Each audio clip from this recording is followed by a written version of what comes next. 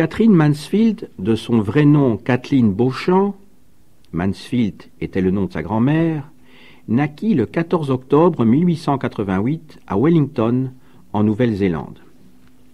Ses parents, colons arrivés en 1848, habitaient un faubourg résidentiel de la ville qu'ils quittèrent pendant quelques années pour s'installer dans la proche campagne, à Karori.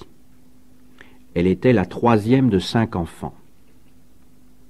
Ces jeunes années sont partagées entre une précoce vocation de nouvelliste et de remarquables talents de violoncelliste. À 14 ans, elle quitte l'île avec ses 2 sœurs aînées pour poursuivre ses études au Queen's College de Londres. Après un bref retour en Nouvelle-Zélande, de 1906 à 1908, elle obtient de son père la permission de s'établir en Angleterre pour y tenter une carrière d'écrivain. En 1909, mariage avec un professeur de chant de 10 ans son aîné. Elle ne reste avec lui qu'une nuit. Elle part peu de temps après cacher à Wörishofen, en Autriche, une grossesse illégitime. L'enfant ne voit pas le jour. De ce séjour autrichien, elle rapporte la matière des nouvelles pleines d'humour et de grâce réunies sous le titre « In a German Pension », pension de famille. Après de vaines démarches auprès de nombreux éditeurs, Katherine Mansfield parvient à publier des textes dans la revue The New Age. Son recueil, In a German Pension, paraît en décembre 1911 et connaît rapidement plusieurs rééditions. En 1912, Katherine Mansfield fait la connaissance de John Middleton Murray, qu'après des années de tumultueuses relations, elle épousera en 1918. Une fois obtenu le divorce d'avec son premier mari. Avec Murray, elle publie la revue Rhythm, puis The Blue Review. Lorsqu'éclate la guerre, son frère cadet Leslie Heron Beauchamp, mobilisé dans l'armée britannique, évoque avec elle au cours de ses permissions les souvenirs de leur enfance en Nouvelle-Zélande. Il est tué en octobre 1915 sur le front français. C'est à cette époque que, bouleversée par la mort de son frère, Katherine Mansfield se réfugie à Bandol, écrit de nombreux poèmes et ne se résout à survivre que pour écrire ce qu'ensemble ils ont vécu. À partir de 1917, sa santé toujours fragile se dégrade rapidement sous l'influence d'une pleurésie qui se complique peu à peu en tuberculose pulmonaire. Durant les 6 années qui lui restent à vivre, elle change 16 fois de résidence, passant de longs séjours sur la Riviera italienne, sur la Côte d'Azur et en Suisse. Sentant l'approche de la mort, Katherine Mansfield travaille fiévreusement. En 1920 paraît son 2e recueil, Bliss, Félicité. En 1922, The Garden Party, la Garden Party. Ne trouvant plus d'aide dans la médecine ni dans l'écriture, Katherine Mansfield commence au début de l'été 1922 à s'intéresser aux études de Gurdjieff.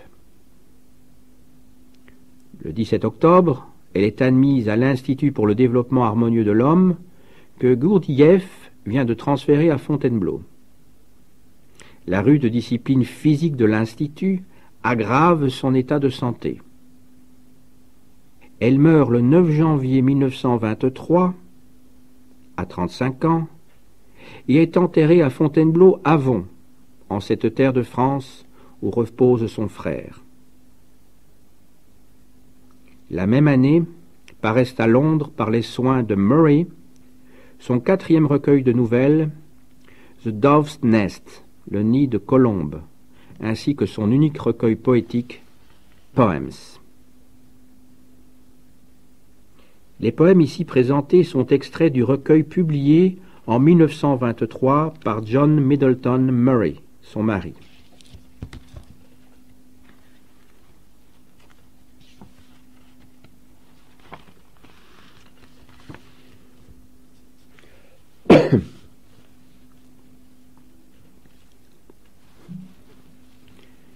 There was a child once. There was a child once. He came to play in my garden. He was quite pale and silent. Only when he smiled, I knew everything about him.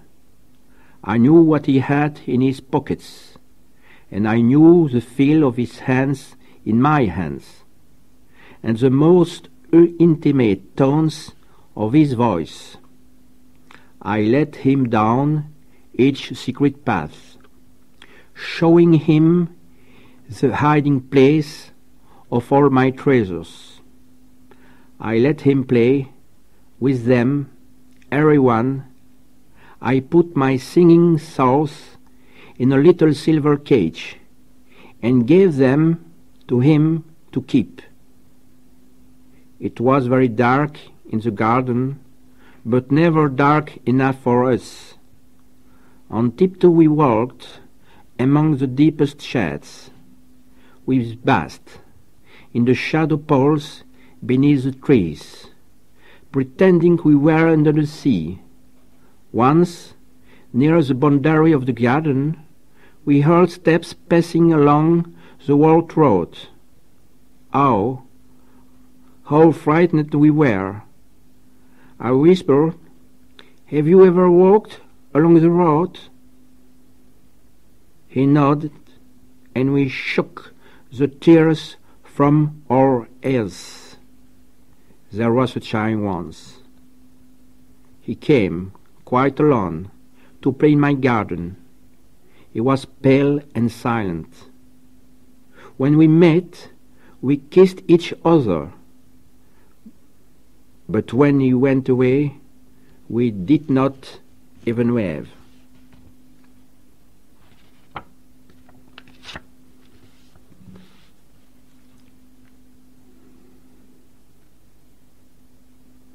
Loneliness.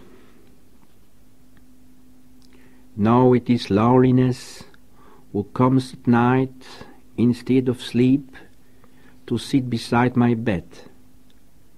Like a tired child, I like and wait her tread.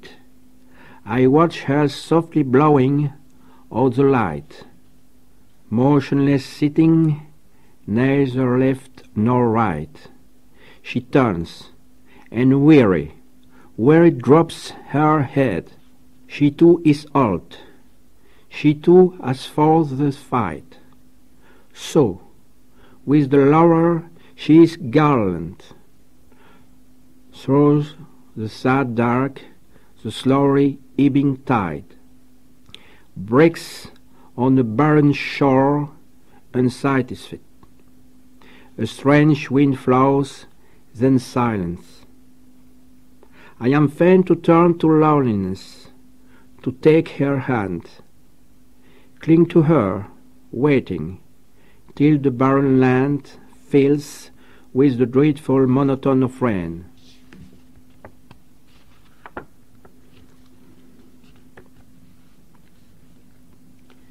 Sleeping together,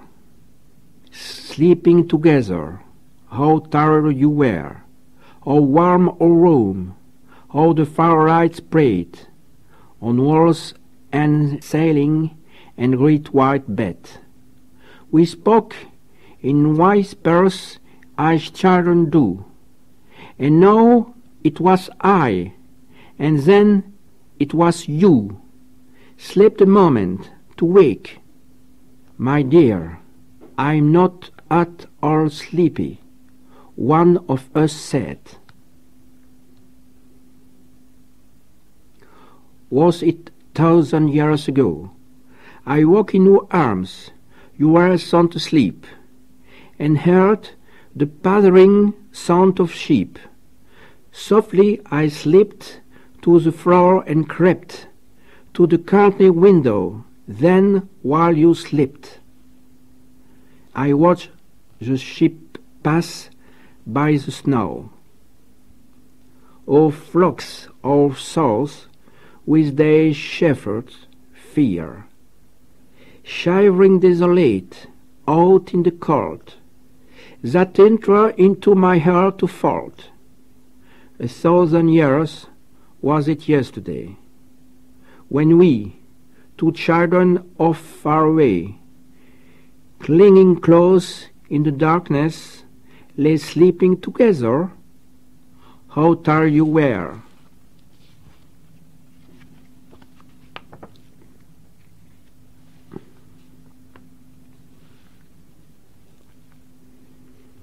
The meeting. We start speaking, look at each other, then turn away. The tears kept racing to my eyes, but I could not weep. I want to take your hand, but my hand trembled. You kept counting the days before we should meet again, but both of us felt in our hearts that we parted for ever and ever. The ticking of the little clock fills the quiet room. Listen, I said. It is so loud, like a horse galloping on a lonely road. As loud as that, a horse galloping past in the night. You shut me up in your arms, but the sound of the clock stifled our hearts beating. You said, I cannot go, or that is leaving of me. Is here forever and ever. Then you went. The world changed. The sound of clock grew fainter, dwindled away, became a mute thing. I whispered in the darkness, if it stops, I shall die. The secret.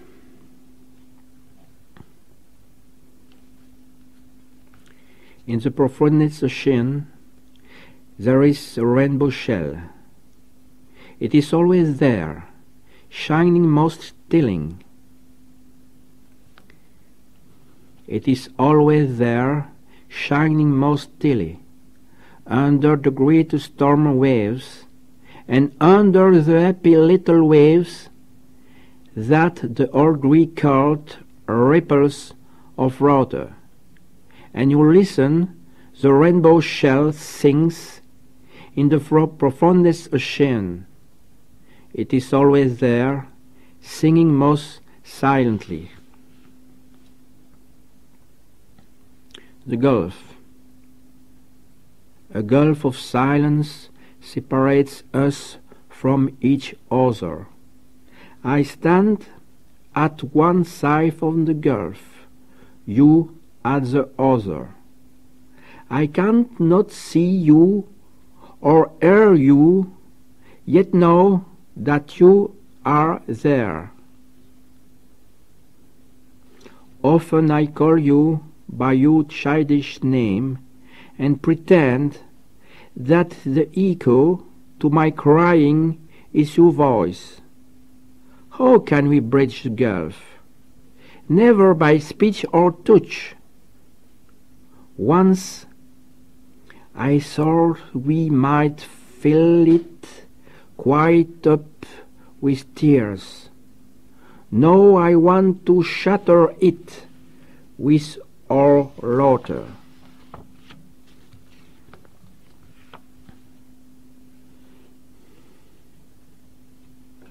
Across the red sky. Across the red sky, two birds flying with dropping wings. Silent and solitary, their ominous flight. All day, the triumphant sun, with yellow banners, whirled and whirled with the earth, and when she yelled, stepped her heart, gathered her blood in a chalice, spilling it over the evening sky. When the dark-plumaged birds go flying, quietly the earth wrapped in her mournful shadow, her signless eyes turned to the red sky and the restlessly sinking birds.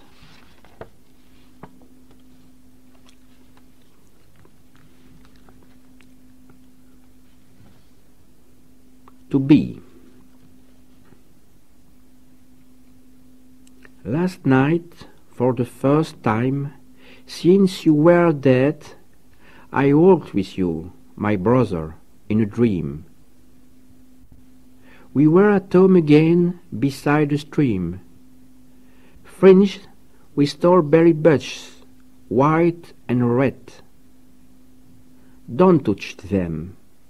They are poisonous, I said. But you hand over it, and I saw a beam of strange, bright lather flying around your head, and as you stopped, I saw the berries gleam. Don't you remember? We called them dead man's breath. I woke and heard the wind moan and the roar of the dark water rumbling on the shore. Where in the path of my dream for my eager feet? By the remembered stream my brother stands, waiting for me, with berries in his hands. There my body, sister, take and eat.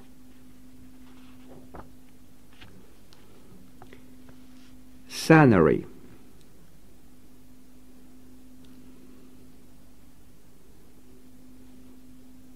Her little hot room looked over the bay, through a stiff palisade of glinting palms, and there she would lie in the heat of the day, her dark head resting upon her arms.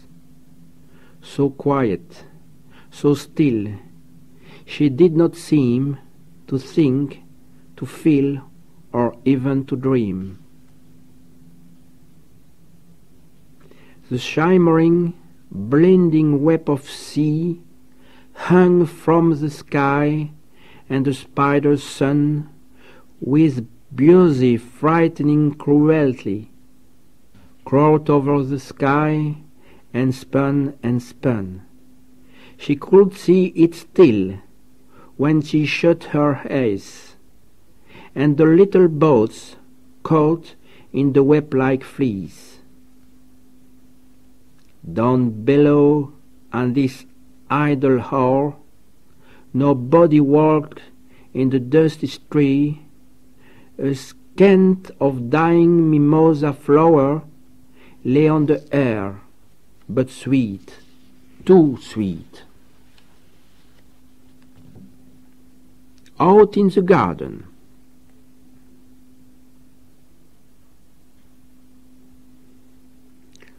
Out in the garden, out in the windy, swinging dark, under the trees and over the flower beds, over the grass and under the hedge border, someone is sweeping, some old gardener. Out in the windy, swinging dark, someone is secretly putting in order. Someone is creeping.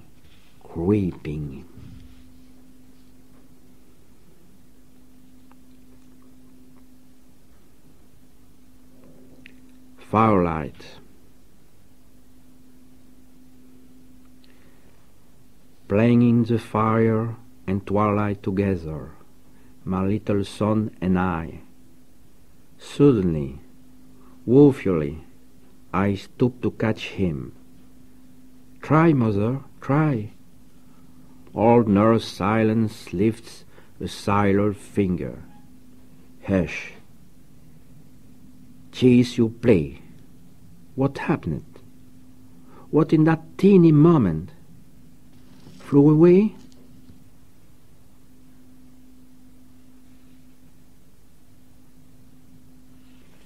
Sea. The sea called. I lay on the rocks and said, I am come. She mocked and showed her teeth, stretching out her long green arms. Go away, she thundered. Then tell me what I am to do, I begged. Sea. The sea called. I lay on the rocks and said, I am come. She mocked and showed her teeth, stretching out her long green arms. Go away, she thundered. Then tell me what I am to do, I bitched. If I leave you, you will not be silent, but cry my name in the cities, and wistfully entreat me in the plains and forest. Or else I forsake to come to you. What must I do? Never have I entered your name, snarled the sea. There is no more of me in your body than the little soul tears you are frightened of shedding. What can you know of my love on your brown rock pillow? Come closer.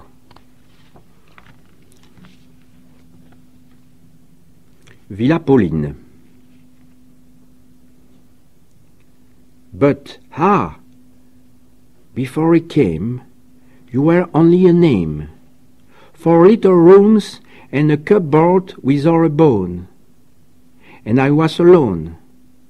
Now with your windows wide, everything from outside, of sun and flower and loveliness comes into hide, to play, to laugh on the stairs, to catch unawares on childish happiness, and to glide through the 4 little rooms on tiptoe, with lift finger, pretending we shall not know when the shutters are shut, that they still linger, long, long after.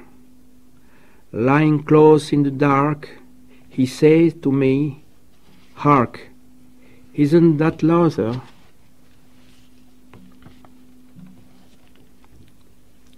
Voices of the air.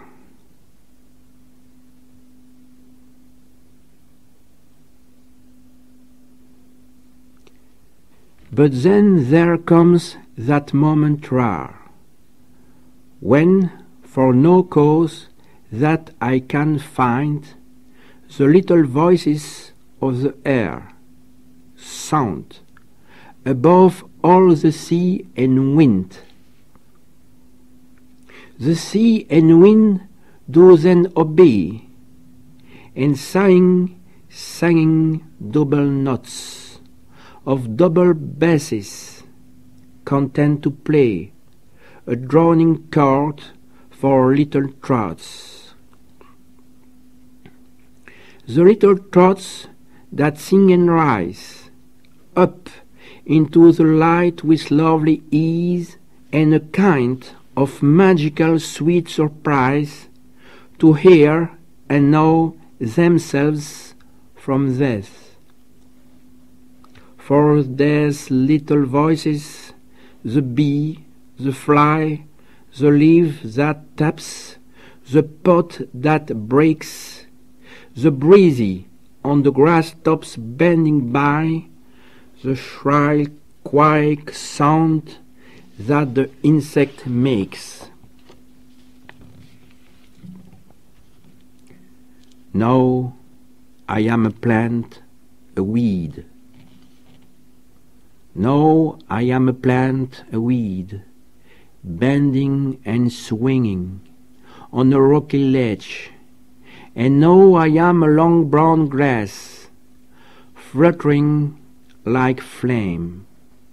I am a reed, an old shell singing, forever the same, a drift of sedge, a white, white stone, a bone, until I pass into sand again, and spin and blow, to and fro,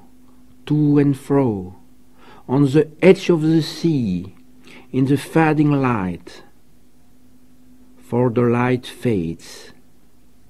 But if you were to come, you would not say, "She is not waiting here for me, she has forgotten." Have we not in play disguised ourselves as sweet and stone and grass, while the strange ships did pass, gently, gravely, leaving a curl of foam, that uncurled softly about our island home, bubbles of foam that glittered on the stone, like rainbows? Look, darling, no, they are gone, and the white sails have melted into